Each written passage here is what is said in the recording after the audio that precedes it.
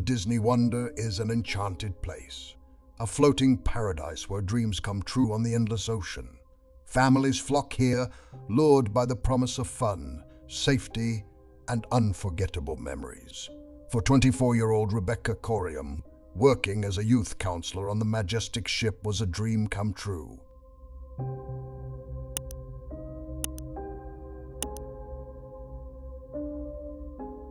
The young woman from Chester, England, had always been drawn to the sea, and the Disney Wonder offered her the chance to be part of something magical. But on one fateful night in March 2011, that magic turned into something much darker.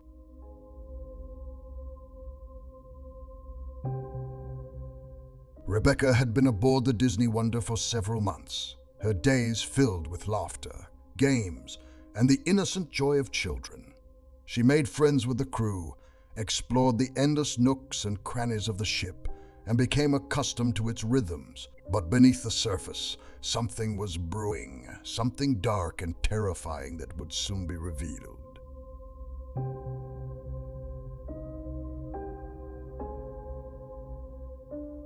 It was just after midnight when Rebecca was caught on surveillance cameras making a phone call in the crew corridor.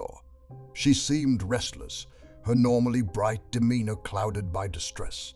Her body language was tense, her hand clutching the phone as if it were a lifeline. No one knew who was on the other end of that call or what was said, but whatever it was, it terrified her. After hanging up, Rebecca disappeared down the corridor, the cameras catching a final glimpse of her retreating before she was swallowed up by the ship's winding corridors. That was the last anyone saw of Rebecca alive.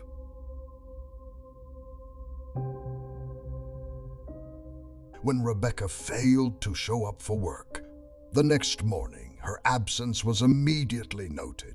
A search was launched, first by her colleagues and then by the ship's security team. They searched the ship from bow to stern, checking every cabin, every deck, every nook and cranny she might have been in.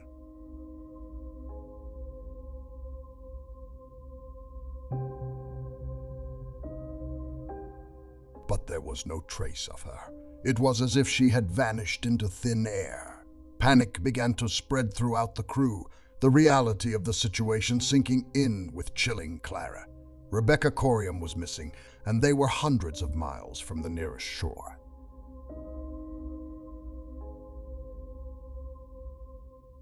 The captain made an announcement, alerting passengers to the situation and asking anyone with information to come forward.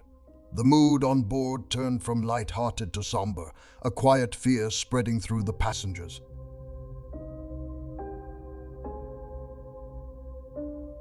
Whispers spread like wildfire. Had she fallen overboard? Had she been kidnapped? Had something or someone on board pushed her over the edge?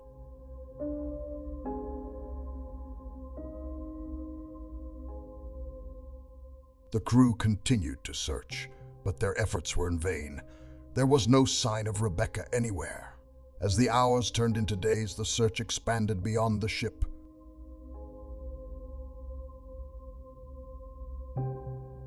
The U.S. Coast Guard was alerted, and a full-scale rescue operation was launched, with helicopters and boats scouring the vast ocean surrounding the Disney Wonder. But the ocean, vast and indifferent, remained secretive. Rebecca was nowhere to be seen.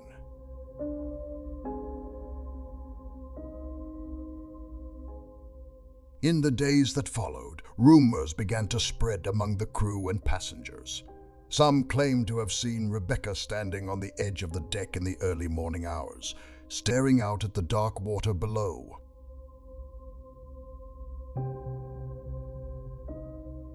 Others whispered of a shadowy figure seen following her in the days before her disappearance. There are even those who speak of the ship itself, claiming that the Disney Wonder harbors a darkness beneath its glittering surface, a malevolent force that has claimed Rebecca as its own.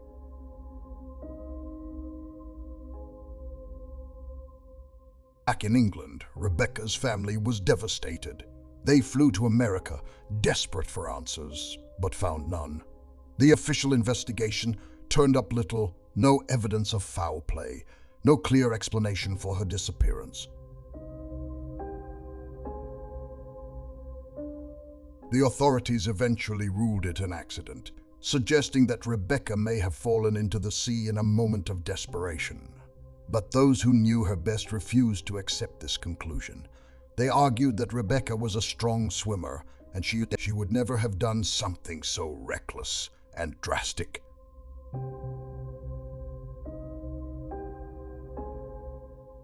As the days turned into weeks, Rebecca's story began to fade from the headlines, overshadowed by other news. But for her family, the nightmare never ended. They continued to search for answers, conducting their own investigations, hiring private investigators, and even petitioning the Disney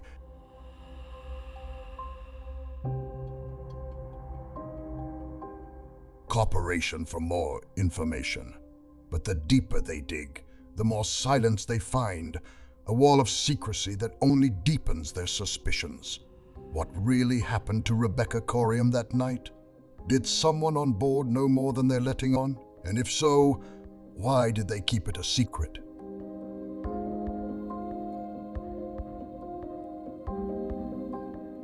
Years have passed since Rebecca's disappearance, but the mystery remains as haunting as ever. The Disney Wonder sails on, its decks filled with the laughter and joy of new passengers, unaware of the tragedy that once unfolded there.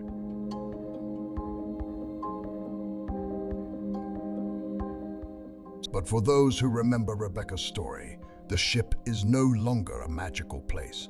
It is a dark place where a young woman's life was swallowed by the sea, her fate forever lost to the depths of the ocean.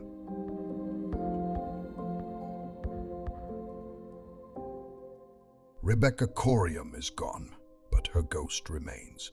An unanswered question, a chilling reminder that even in the most magical places, danger can lurk just beneath the surface. The ocean keeps secrets very well, and this secret may never be revealed.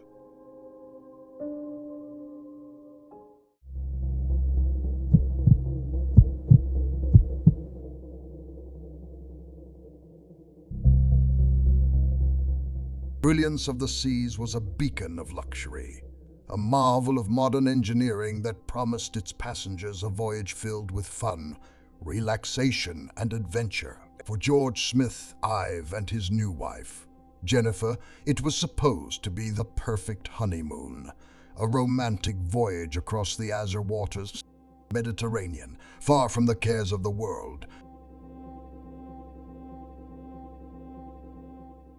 But on the night of July 5, 2005, what began as a celebration of love turned into a chilling, unsolved mystery that would haunt the ship and its passengers for years to come.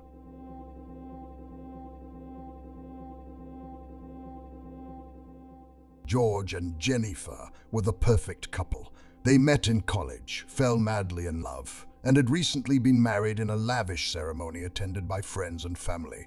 The cruise was their way of starting their new life together, a well-deserved escape from the whirlwind of wedding planning.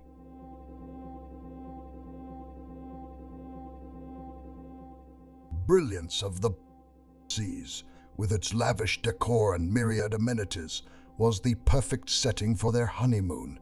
Every day was filled with sun-drenched adventures, every night with dinner parties, dancing, and laughter. That night, the ship was alive with the sounds of the festivities.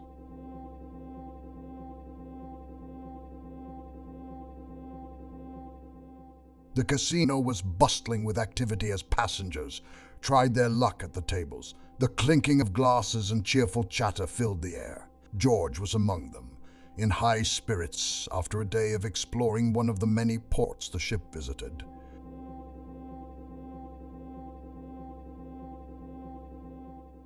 He had been drinking perhaps a little more than usual, but it was a celebration nonetheless. Jennifer, feeling the effects of the day's festivities, retired early to their cabin, leaving George to continue the fun with some of the new friends they had made on board.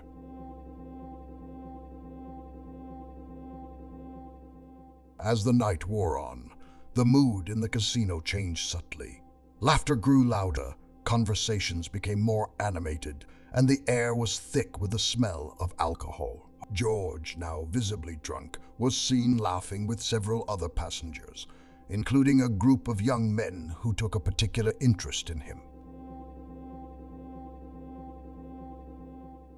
What was said in those final hours in the casino remains a mystery, but witnesses later recalled hearing a heated argument, followed by George stumbling out of the casino, his face red with anger.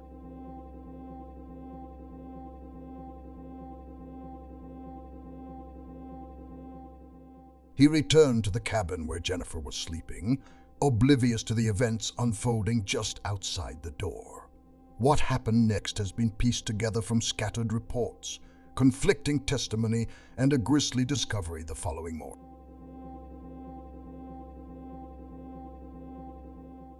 Around 4 a.m., several passengers in nearby cabins were awakened by loud noises, banging, screaming, and what they described as a heavy object hitting the floor. Some reported hearing what sounded like a struggle, followed by an eerie silence.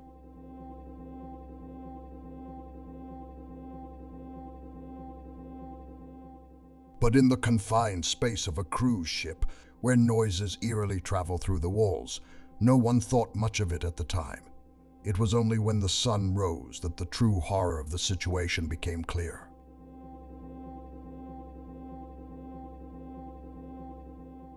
When Jennifer woke up the next morning, she found herself alone in her cabin, her head pounding from the night before's drinking. The bed next to her was empty, the sheets rumpled, but there was no sign of George. She assumed he had gone out early, perhaps to get breakfast or some fresh air. But as the minutes ticked by and he was nowhere to be seen, she began to worry.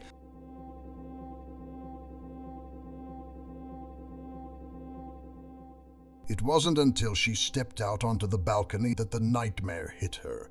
The awning below was stained with something dark, something that looked suspiciously like blood.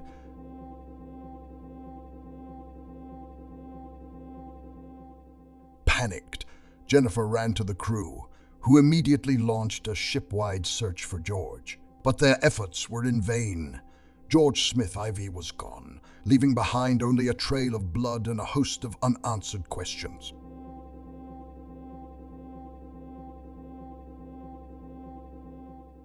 The official investigation was swift but inconclusive.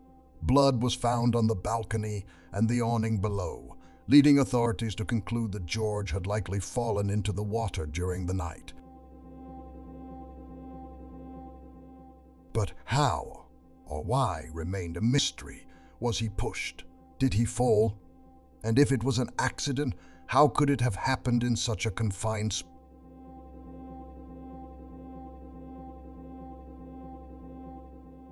Jennifer, distraught and confused, had few answers to offer. She had no memory of the night before, having passed out from alcohol and exhaustion. She had no recollection of hearing George return to the cabin, no recollection of the noises reported by other passengers. The group of young men seen with George in the casino were questioned, but denied any involvement, claiming they had parted ways with him long before the incident. Rumors began to circulate among the passengers and crew. Some believed George was the victim of foul play, perhaps by someone he had met in the casino.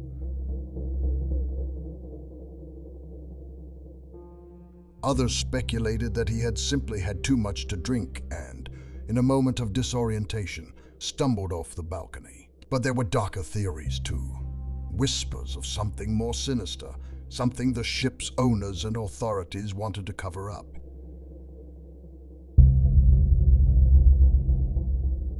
Ultimately, George's disappearance was officially ruled an accidental death, a tragic but not unprecedented occurrence on a cruise ship.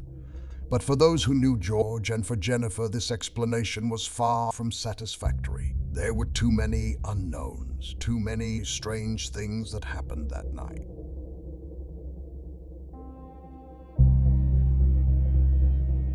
blood on the porch, loud noises reported by other passengers, conflicting accounts from the casino. All pointed to something more than a simple accident.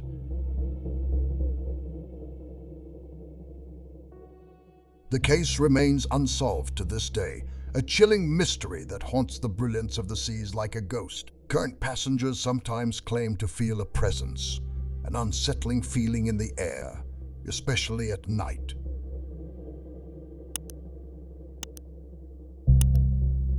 Some even say they've seen a figure standing on the balcony of George and Jennifer's old cabin, staring out at the dark, endless sea.